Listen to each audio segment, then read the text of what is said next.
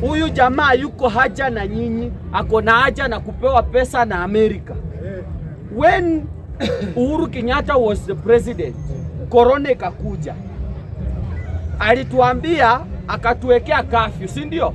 Sasa mnaenda kuwekewa curfew ya ugonjwa ambao rais amekubali apewe pesa ati nyinyi muuawe na US.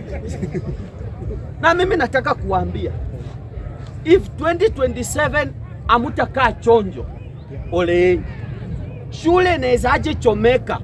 Last time shule zilichomeka, wakasema wanaenda kutengeneza shule imechomeka. Rais mwenye ako na akili alikuwa hapa safari hapa Thika Road, ati anaongea na watu, hata hakuchukua hata 1 minute for silence kwa watoto.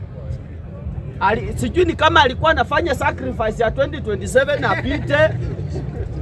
How come watoto wa watu wamechomeka na uwezi ongea kuhusu hao watoto? We uko acha kuambia watu ati sijui 2027 vile itakuwa. Sisi tunakujua we tutakushinda asubuhi, lakini as a leader of the country lazima uhakikishe maisha ya wananchi iko safe. Sasa mimi nataka kuambia ndugu zangu, wale watu wanatuimbia hapa 2 term. Uko tayari kukufa? Uko tayari kukufa? Na kama unataka kukufa, basi William Ruto ashakuletea corona, utakuwa wa kwanza kuenda.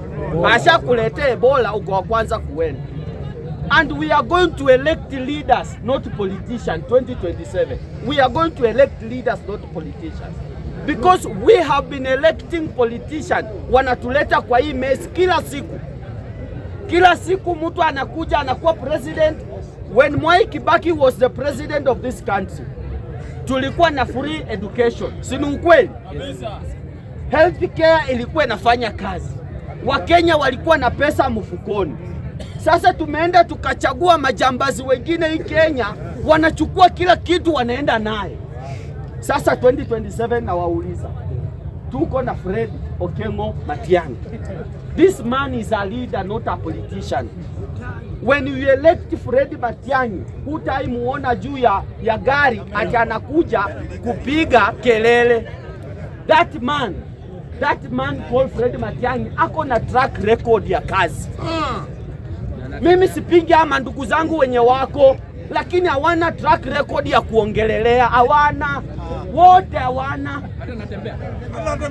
Natembea ni governor, hataki upresident. Mimi naongea kuhusu wale watu wanataka upresident. Sasa mimi na wasii wa Kenya, when you go to the ballot to vote, angalia huyu mtu ni nini anaweza fanyia nchi.